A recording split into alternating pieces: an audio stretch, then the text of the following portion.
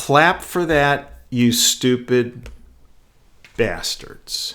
Joe Biden, the same guy who says he respects the military. Let me give you another example. I recently had General Tom McInerney on my show this past Sunday, a regular and a guest. He was one of the people, along with Admiral Ace Lyons, who brought the information forward on March 19th, 2017, who brought the information forward about the illegal surveillance implemented by Obama, Brennan, Clapper, Mueller, and Comey, which, as Admiral Lyin said, was the key to the coup to get that information about this illegal surveillance program, the hammer, out there of what they were doing to get leverage and control over people.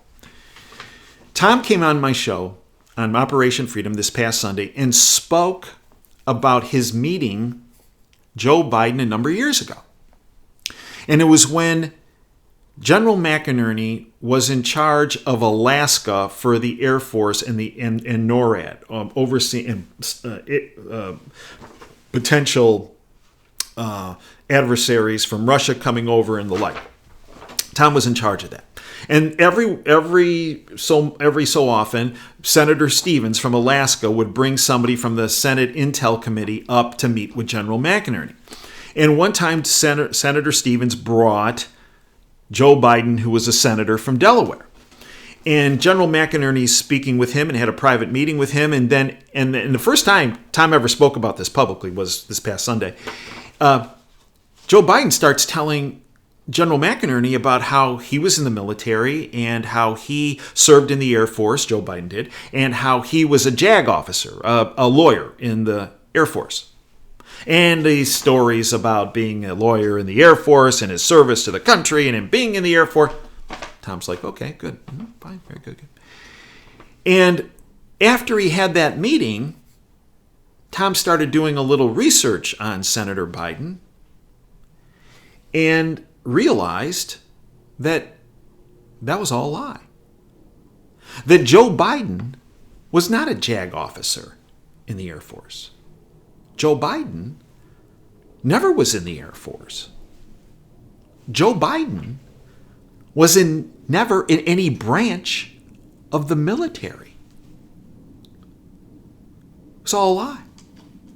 And in fact, I looked up the records, and Joe Biden had 5 deferments right during Vietnam. He had 5 deferments for asthma. Well, interesting. He played high school football having asthma. No problems. In college, he did not play on University of Delaware's football team. He played in intramurals extensively and had no problems with his asthma. But yet he got 5 deferments from the military, yet was claiming that he was in the military. Joe Biden loves to talk about, unfortunately, the unfortunate events that occurred in his life, a means of getting sympathy. He speaks about the death of his first wife and how his first wife with his daughter died in a car crash and how they were hit by a drunk driver. His wife and daughter did die in a car crash. But here's what really happened. His wife ran a stop sign and hit a truck. The truck was not at fault. And the driver was not drunk.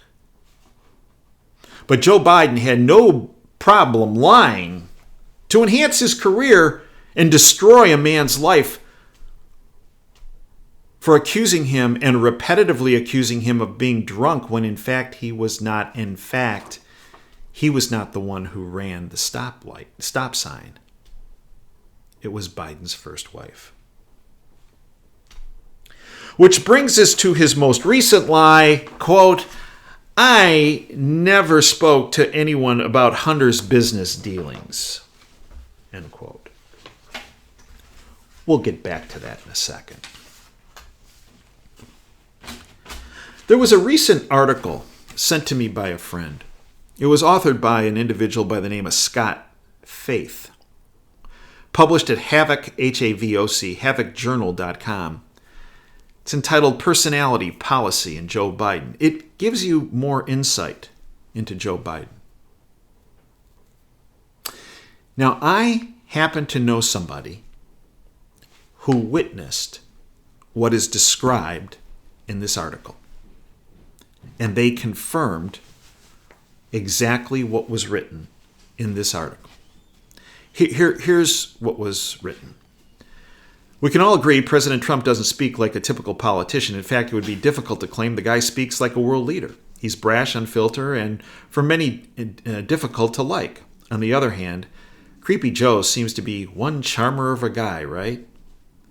If this coming election were just based on personalities, it would appear that Creepy Joe would win, largely in part via how the media portrays Creepy Joe. But truth is, Joe Biden isn't the charming fellow the media portrays him to be. I have personally met Joe Biden and can tell you from firsthand experience, the guy is a pompous, condescending piece of... And I said the same thing about John McCain after I met him, so please, do not think for a minute this is a one-sided political piece specific to Republicans versus Democrats. Joe Biden was traveling throughout Afghanistan back right before the 2008 presidential election, and soon-to-be President Barack Obama. The two were in Jalalabad, Afghanistan, entering the Tactical Operations Center on the Forward Operating Base, Fenty. At the time, I was working as a U.S. government advisor and was called to assist in a matter dealing with a local national off-site. As I was leaving the office, opening the door, I felt the door push back on me without any word said. So when time is of the essence, what does one do in return? Throw the door open. With the door open, I walk out of the hooch, and there they were, soon-to-be President Barack Obama and his personal security detail team, along with Creepy Joe. One of the detail members saw me walking out the door with an AK in my hand and wearing local garb. He apologized, seeing I was in a hurry. Creepy Joe, on the other hand, not so much. Biden went into a frenzy about how I needed to slow down, watch where I was going, then called me what was a long-lasting pet peeve of mine, quote, son, end quote. My response, quote, I'm not here to play in your dog and pony show, and I sure ain't your son, end quote. These were, at the moment, the only words I remember saying as I continued to walk past him. And I actually know somebody who was there when this happened. And this had been passed on to me before. But this actually confirms, when this was sent to me, written by Scott Faith, what Scott Faith is describing here was confirmed to me. Was confirmed to me by someone else who was there. Okay. With my back turned away from the entourage, continuing on my hurried walk to my pickup point, I felt a hand try to grab my shoulder, and the only words I remember Joe Biden ever say to me again were what he said, quote, what the hell is your problem, son, end quote. Staring right into Creepy Joe's eyes, I unleashed my thoughts. Quote, listen, I don't know who you are. Admittedly, I really had no clue who Biden was at the time. Nor do I give a blank. I am here to try and help win this godforsaken war, and right now I'm about to go out on a mission, so unless you want to come with me outside the wire right this very moment, I suggest you just shut the blank up and carry on with your little song and dance routine. Now excuse me while I go out and do what I am paid to do, end quote. Like the mumbling buffoon we often see on television, Joe Biden tried to say some words, but it was all very incoherent. One of his detail members looked me right in the eye, gave me a wink and a smirk as if he was saying, thank you, as I walked off. I have met many elected officials on my travels along with political appointees. I have briefed many. The vast majority hold an arrogance within them, but spend enough time around such elites and you quickly learn the arrogance is more like confidence, and most mean well and appreciate you. Of course, there are plenty who truly are just pompous, arrogant jerks. Based off my experiences, Joe Biden may take the cake, but it's a close one between him and the late John McCain. Both are blank in my book. Of course, we should never allow one experience to tarnish our impression of others, and I try my damnedest to obtain other people's experiences because I realize we all have bad days. Interestingly enough, I have shared this experience with many friends who had encounters with Biden, and the one thing we all agree on is what a blank he really is in person. In fact, I am friends with a few individuals, contractors, who actually went on the operation ginned up after Biden's helicopter was forced down back in February 2008 due to a snowstorm in Kunar province. That's right, it was never shot down nor under an enemy attack, as Biden had claimed. Another lie. You would think the guy would have shown some appreciation to the men who sacrificed themselves for his safety and well-being. Nope. Even during a time when he should have been relieved to see true patriots, the guy gave them grief because nothing is really good enough for Creepy Joe. No, Joe Biden isn't some charming good guy. He is nothing of the sort, and this puts me, like many Americans, in a unique position. A current president who is brash and a former vice president trying to take over as the commander-in-chief, who by all accounts is a complete unappreciative, you put the word in. So what should voters really know? In the last week of September of 2008, Joe Biden gave a speech in Baltimore where he said the following, quote, "If you want to know where Al-Qaeda lives, you want to know where Osama bin Laden is, come back to Afghanistan with me. Come back to the area where my helicopter was forced down with a 3-star general and 3 senators at 10,500 feet in the middle of those mountains. I can tell you where they are," end quote. At the time of his helicopter's emergency landing caused by inclement weather, Biden had no clue where bin Laden was. And anyone who worked in the intelligence world knew bin Laden wasn't hanging around Kunar province during the time Biden's helicopter conducted as its emergency landing. During the time, bin Laden was utilizing rat lines south of Kunar province when entering and exiting Afghanistan. And the sad part about this, Biden himself knew these facts as well when he made his statement in September of 2008. Another lie. It just so happens to be that on August 18th of 2008, listen to this, 1 month prior to Biden's spectacle in Baltimore, every single member of the United States Senate Foreign Relations Committee, which included Joe Biden, knew the whereabouts of Osama bin Laden. They were all briefed within a 2-week period starting around August 4th.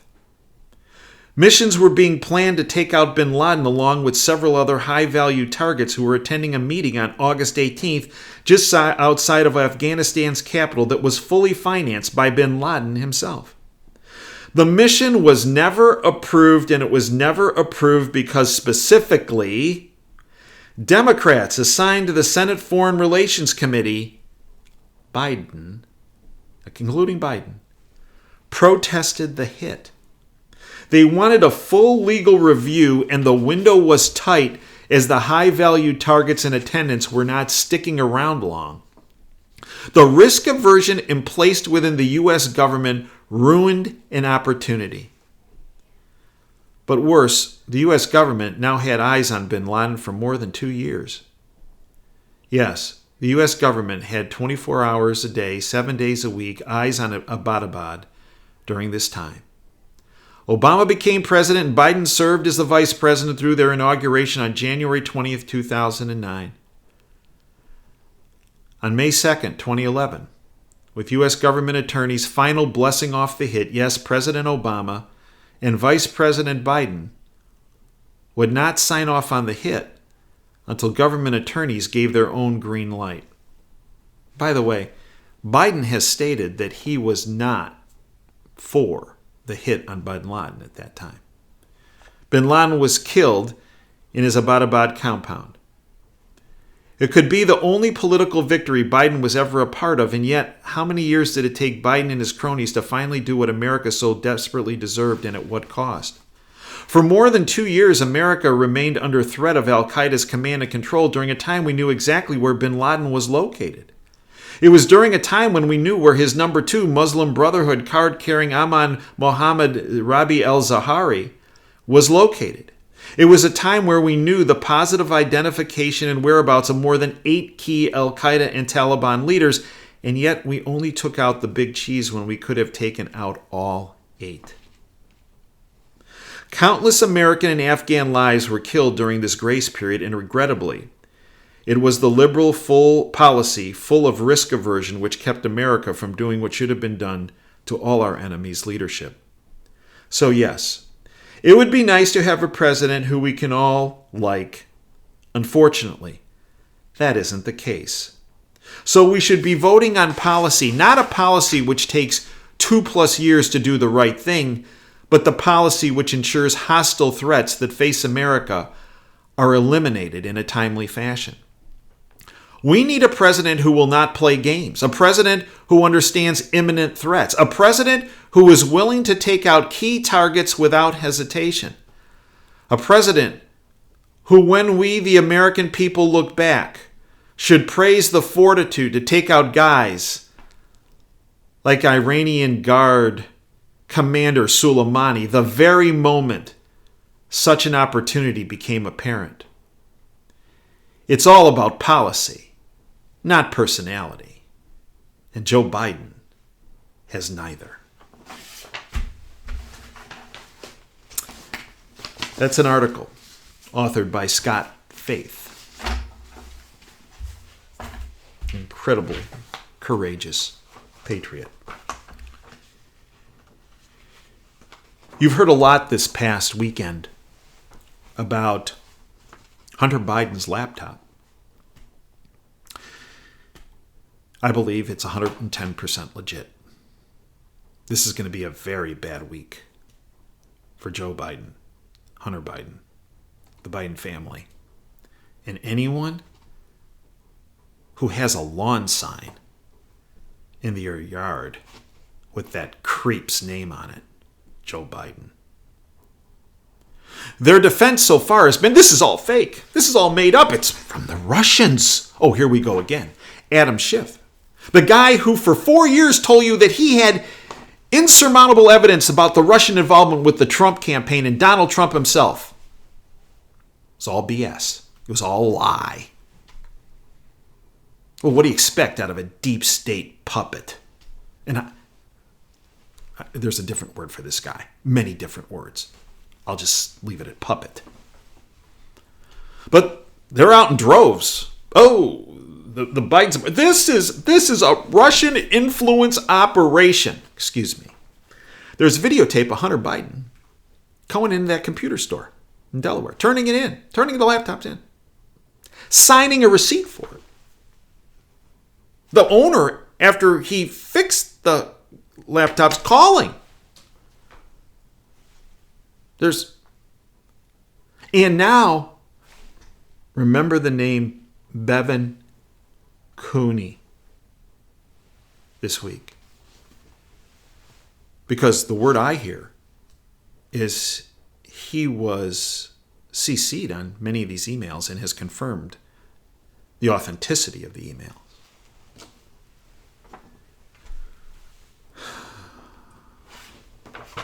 So what do we have? We have the Schiffs, the Pelosi's, the Schumers. That's all a Russian collusion hoax. We heard that. Here we go again. When all else fails, blame the Russians. God knows they're guilty of a lot of things, but not this. And we know Joe Biden, well, it's a smear. Wait a minute. That's not a denial. No, it's not.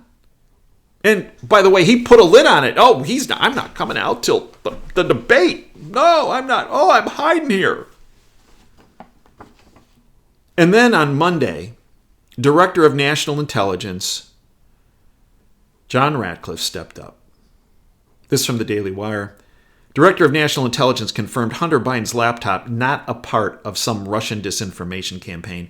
John Ratcliffe, Director of National Intelligence, oversees all 17 intelligence agencies that are associated with our government. John Ratcliffe, Director of National Intelligence, Monday morning, October 19th,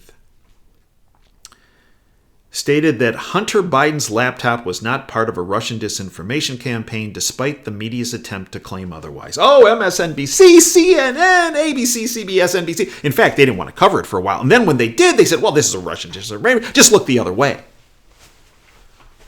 Yeah, look the other way. Joe Biden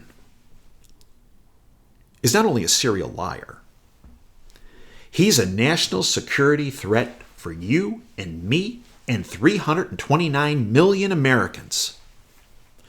I understand, and I'm not going to go into it, that it's not just the emails that are troublesome. There are pictures and there are videos on that laptop that make Hunter Biden, and because Hunter Biden is a national security threat, that can be used as blackmail against Joe Biden. Joe Biden is many things, but he should never be president of the United States. And the way that happens and the way that is blocked is by you. Yeah, that's right. I know. I'm just one person. I can't make a difference. That's what they want you to believe. No.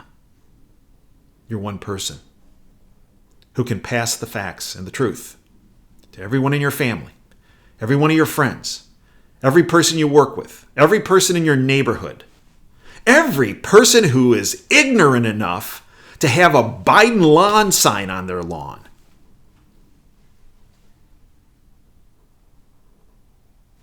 You don't have to be confrontational. Just be honest. Tell them the facts. And in doing so, we stuff the deep state and their puppet, the Lyin, Joe Biden. I thank you for your time. I hope you'll join us every Sunday, 2 to 5 Eastern on the radio show. I hope you'll join us and become a member of our freedom family at davejanda.com. That's where all the content. We do extra shows, our WTF geopolitical show every week, video format show, our Insider Insight show. We bring somebody forward, our Department of Advanced Research show with Nick Ruiz on IT issues. We have our contributing editor section, our healthcare policy series. You have access to all of our archives. You have immediate access to our podcast from the radio show if you missed the live show, all part of our subscription platform. That's what supports this platform. And so that we can continue, at least as long as we're allowed to on YouTube, continue our video presentations here, continue the radio show, and continue our efforts at davejanda.com. Until next time, Dave Janda signing off. Dream big and dare to fail. Thanks for your time today.